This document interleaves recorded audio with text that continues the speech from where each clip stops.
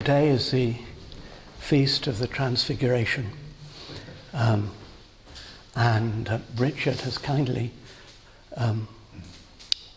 over the years, painted a number of pictures to represent the Transfiguration.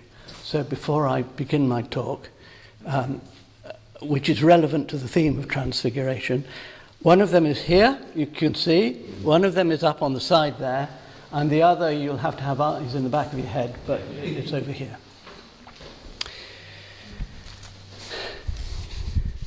Right, this is the first of 4 Sunday mornings reflecting on progress. The information is based on my new book, which only a brief plug now. Right. It says £14.99, but if you give me £15, £5 goes to St. Bride's. And if you all buy a copy, we still won't have enough money to repair the church roof. This morning, I'm going to talk about what we mean by progress, the history of the idea, and why we might or might not think it's possible. Next week, we'll ask about the main ideas of progress today. New technologies, economic growth, that sort of thing. In 2 weeks' time, we'll look at alternative theories of progress and why people are increasingly skeptical about the whole idea. Finally, I'll draw on the Christian tradition to offer a more positive account of progress. So that's the plan. And your leaflet here, on some copies, the children in the car look like ghosts. There has been no miracle, nobody has been brought back to life. It's just that my printer ran out of yellow ink.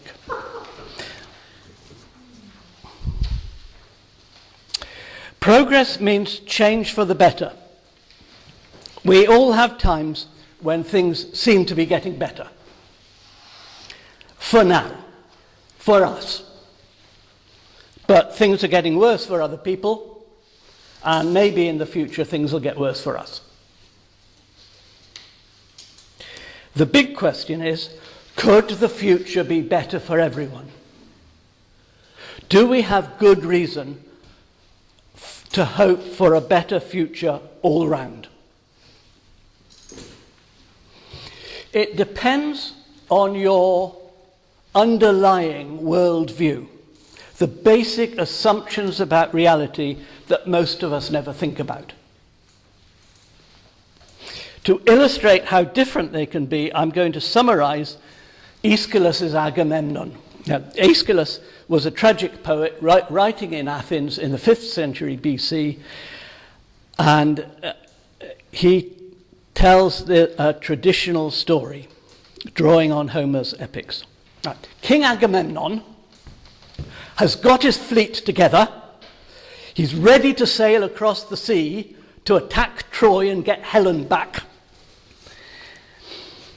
He has to wait because there's a storm at sea. Why is there a storm at sea? You ask the priests. Priests were better paid in those days than today. Right, so you ask the priests, and the answer is, the goddess Artemis is causing the storm, and it isn't going to stop until Agamemnon sacrifices his daughter. So he does. The storm stops, he sails off to Troy, later he comes home victorious to his wife, who hasn't forgotten what he did to her daughter. So she murders him, and that leaves her and their son, who then gets his revenge by murdering her. Classic Athenian tragedy. Because of what the gods are like, one disaster leads to another.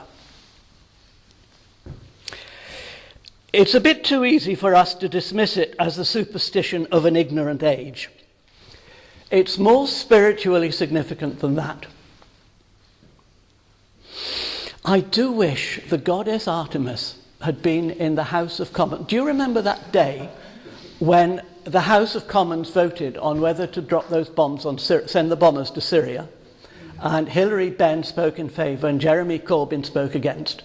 Do you remember that? Yeah. And they voted in favour. Suppose Artemis had been there. Suppose she'd said, OK, you can vote to drop the bombs on Syrians and their families and children, but before you do, you have to drop a bomb on one of your own children. So that's what this story is saying, really.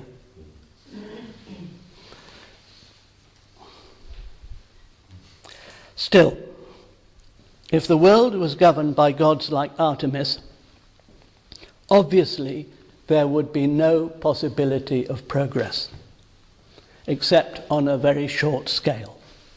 Everything would depend on what mood the gods were in. When somebody offends them, they get angry and there's tragedy. When everybody manages not to offend them, everything stays the same. So it's a conservative attitude to life on earth. It's not about progress, it's about avoiding tragedy. Going further back in time, our hunter-gatherer ancestors were equally conservative. They knew the forces of nature provided for them, but also sometimes threatened them. They did whatever they thought would keep the system going, but without the bad bits. Change meant danger. Another very conservative approach. After people invented agriculture, then things changed. Populations went up, and in city life, as you all know, most of our threats don't come from the forces of nature, they come from other people. The government, the boss, the local burglar, whatever. So they conceived of the gods as different personalities, and the ancient Greek gods like Artemis were of that sort. Always different personalities, quarrelling with each other, having affairs with each other, just like our soap operas. Attitudes changed with what scholars call the axial age. Does that term mean anything to anyone? Usually dated from, roughly speaking, 800 BC to 300 BC. And the changes took place quite independently in 4 parts of the world: China, India, Judea, and Greece. Individuals rejected the values of their own society, offered an alternative, and gained a following. That was what happened. That was the axial age. So this is the age of Confucius, Buddha, the prophets of Israel, Pythagoras, Socrates, Plato, Aristotle, and probably Zoroaster as well. These messages had universal scope. They weren't just concerned about their own society. They considered human life unsatisfactory, and they looked for something better. And if you want to simplify, you can describe their messages as being of 3 general types. The first is the inner turn. Turn your attention away from the big bad world. Focus on inner peace. This can be very individualistic. Me and my private spirituality, ignoring everyone else. It can also be very dualistic. The physical world is evil.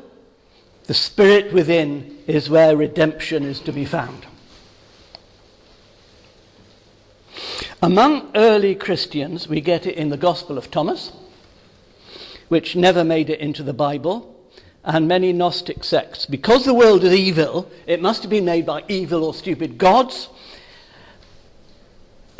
And Gnostics, most of the Gnostics, as far as we know, claim to be Christians, and they would appeal to certain texts in Paul and John. The second kind of message was, the end is nigh. Soon there will be a sudden change and everything will be completely different. This has happened many times in history. The end of the world is coming. When a culture feels things are getting worse, they may think, surely this won't be allowed to carry on. Surely the gods are going to intervene and put things right. Mark, the first person to write a gospel, or at least the first person to write the Gospels in the Bible, seems to have believed God was about to establish a new age on earth and abolish death, illness, and sin. And some of Paul's earliest epistles say this as well.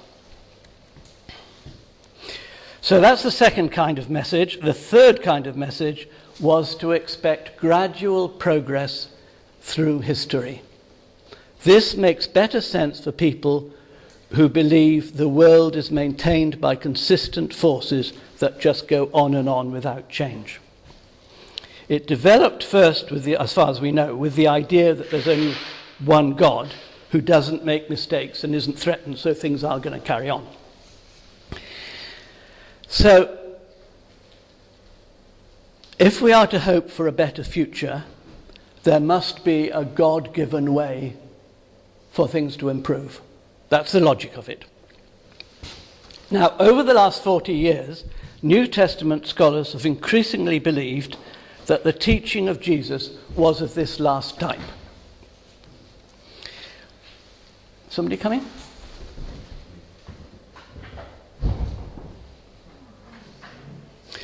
One of the main reasons... Okay.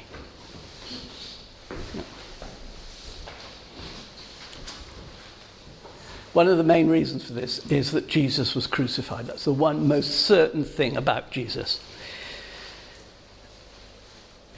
And this tells us that the Romans saw him as a political threat. They wouldn't have crucified him. They might have been bumped off, but they wouldn't have crucified him unless they saw him as a real political threat. The logic is, if you believe in the inner turn, you're not going to threaten anyone. If you believe the end is nigh and God's going to make a change, you just wait for it. Again, you don't threaten anyone. But if you believe in progress through history, you get your hands dirty with political campaigning and demands for justice.